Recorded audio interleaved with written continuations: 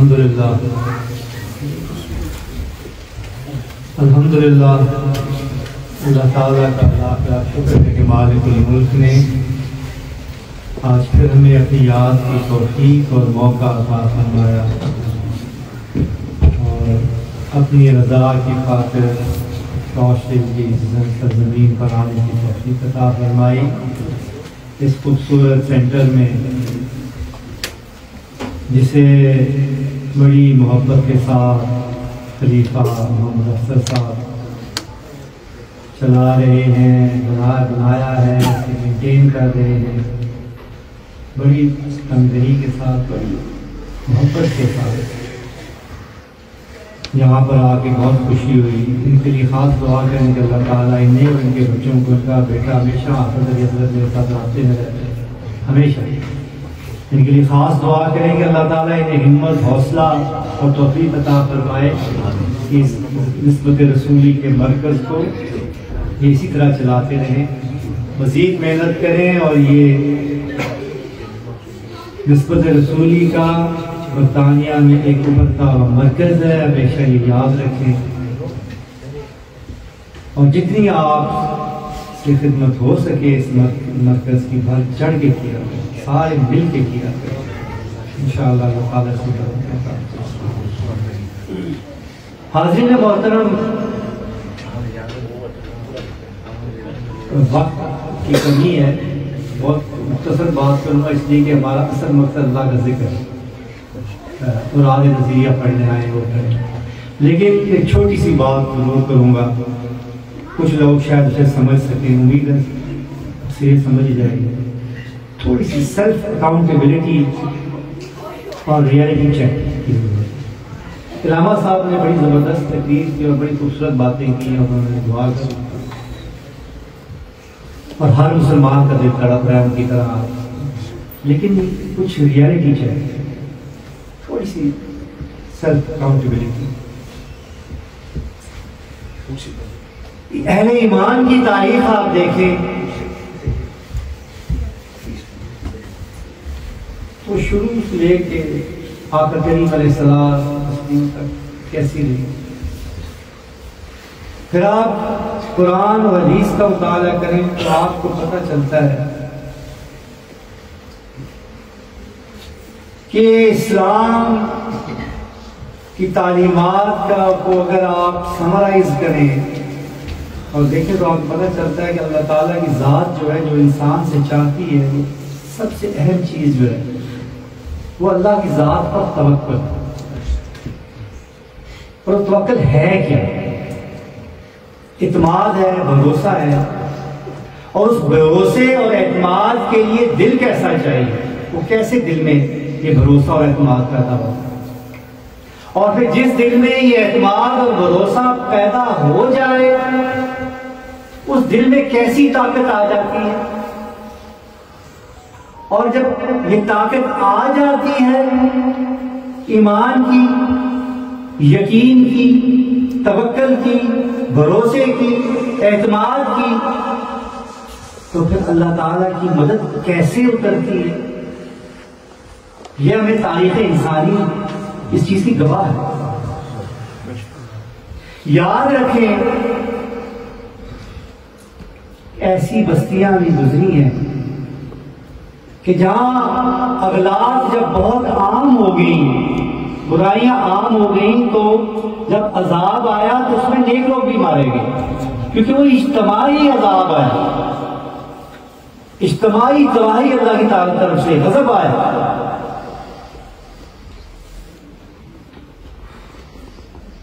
याद रखिए, सैयदना इब्राहीम अलैहिस्सलाम के पास कोई फौज नहीं, तन्हा थे। जिसके पास पले बड़े, जिसने पाला, जिसको बाप कहते थे, वो भी साथ नहीं था। वक्त का हुक्मरान जो खुद को खुदा कहता था, नमरूद, वो सफारा था आपके खिलाफ और कहता था कल मैं निकल रहा हूं मैदान जंग में, तुम भी अपने आसमान के खुदा को कहो कि अपनी फौज लेके आ जाए। तो इब्राहिम ने ये तो नहीं कहा कि कहाँ से फौज आएगी, उनका ठीक है आ जाओ मैं भी आऊँ। तन्हा के सामने खड़े हो गए और फिर वो यकीन कामिल था, वो तवक्कल था, वो ईमान की कैफियत थी कि रब्बे जुल जलाल ने आसमान से अपनी फौज कैसे नाज़िल की। तारीख गवाह है, उलमा बैठे हैं, आप लोग सब जानते हैं, आप पढ़ते रहते हैं सारी ये लोग अंबिया की कहानियां, किस तरह वो कीड़े आए, किस तरह वो लाखों की फौज के साथ चिपक गए। आज के दिन में तो आपको पता भी चल गया है कि किस तरह की ये वायरसेस और ये बैक्टीरिया और ये चीजें आ जाती हैं और बिल्कुल हड्डियां वहां रह गई और गोश्त को खा गए, खत्म। नमरूद ने कहा कि इब्राहिम को आग में फेंको।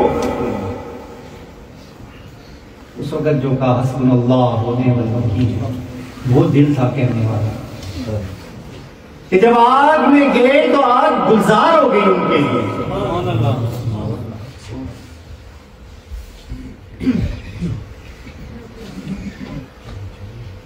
इसी तरह सैयदना मूसा अलैहिस्सलाम की कौम को देखिए, कितनी मजलूम थी वो बनी इसराइल की वो कौम। उस वक्त के मुसलमान थे, आप तो जालिम क्या। और फिरौन की कौम किस तरह उन पर जुल्म करती थी मूसा अलैहिस्सलाम की कौम पर।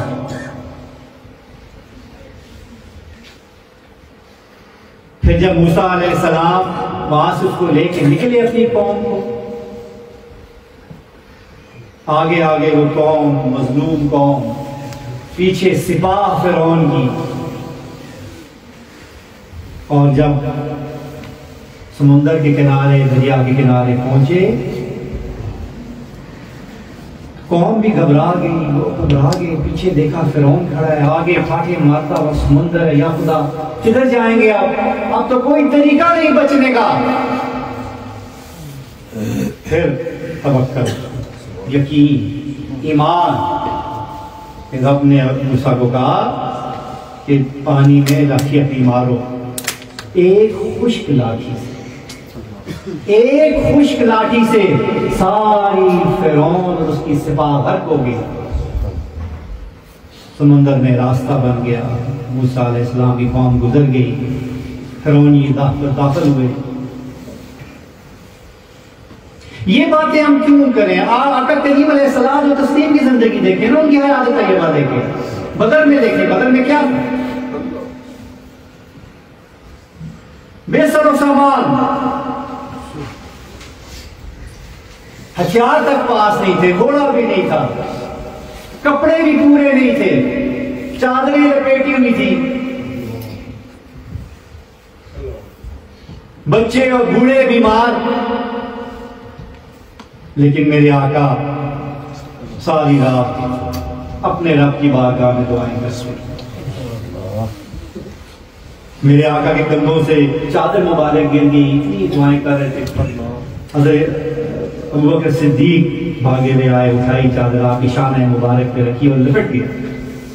या रसूलल्लाह, बस कर, मुझे यकीन है कि अल्लाह ताला आपकी मदद को जरूर पहुंचेगा, आपकी दुआएं जरूर कबूल होंगी। आप दुआएं कर रहे हैं और रब्बे जुल जलाल की मेहरबानियां कि हाज़िर सकीना मुसलमानों को सुबह आ गई, तस्कीन में, सुकून में, ताकि कोई ऐसा ख्याल उनके ना आए, उनके दिल पे भी सदमा ना आए।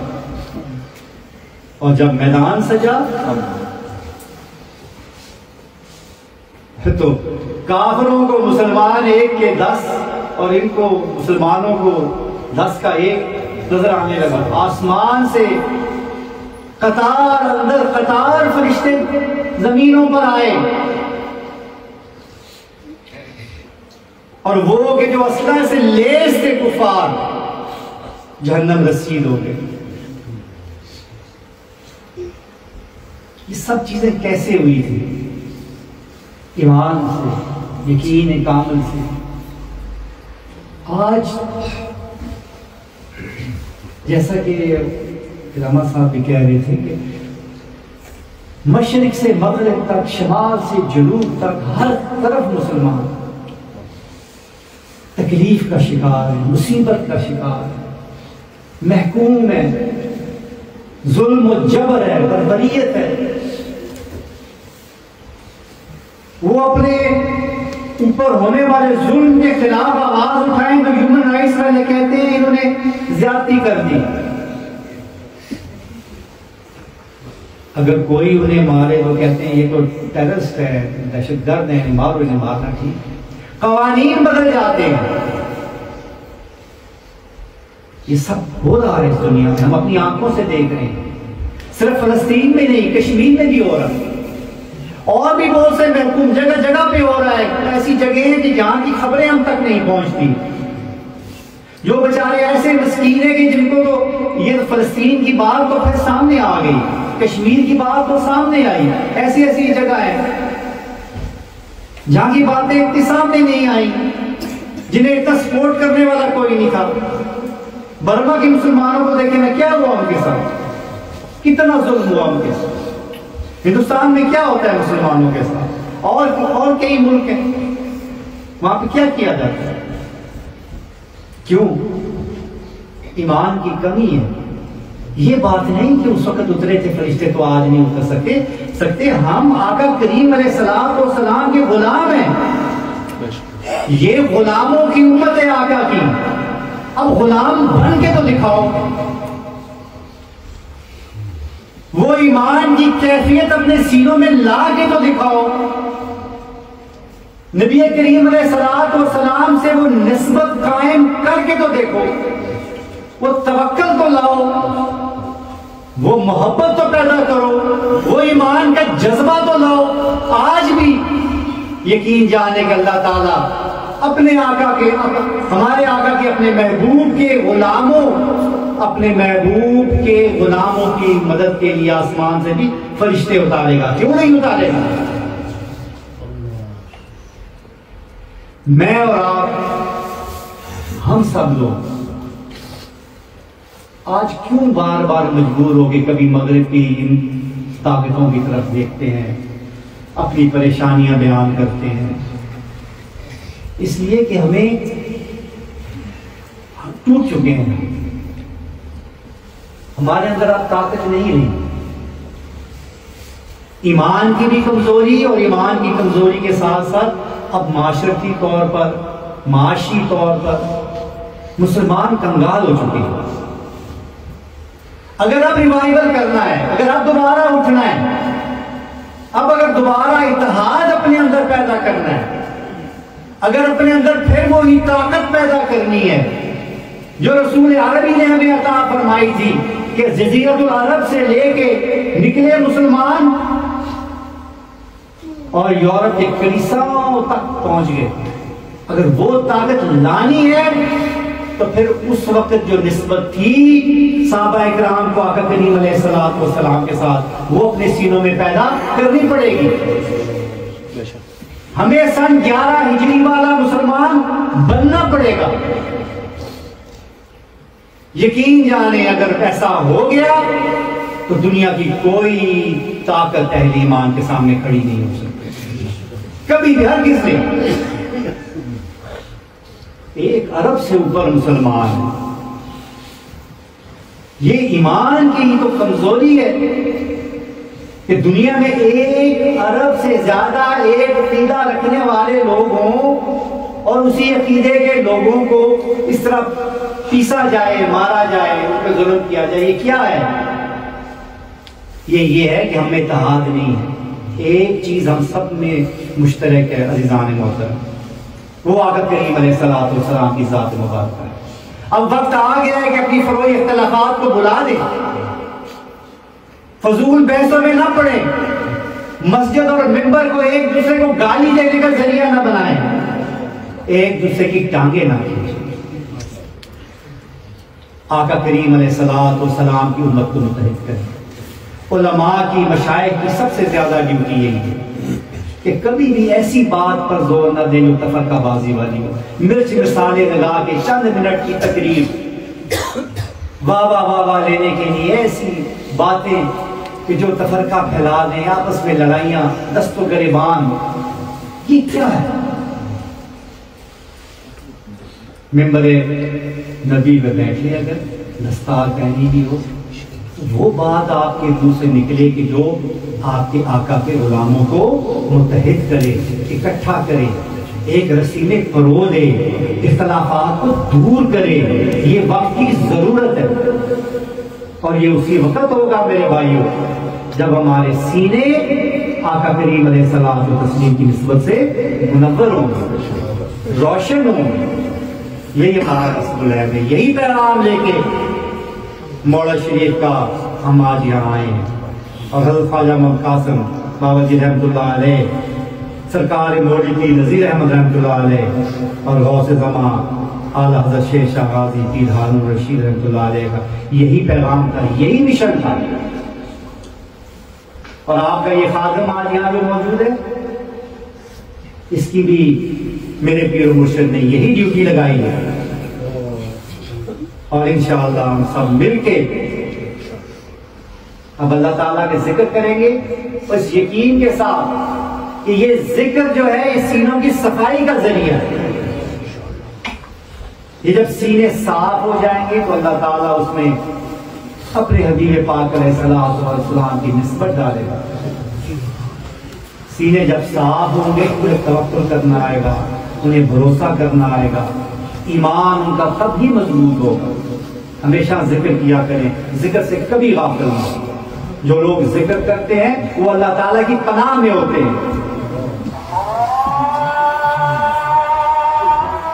बिस्मिल्लाहिर्रहमानिर्रहीम।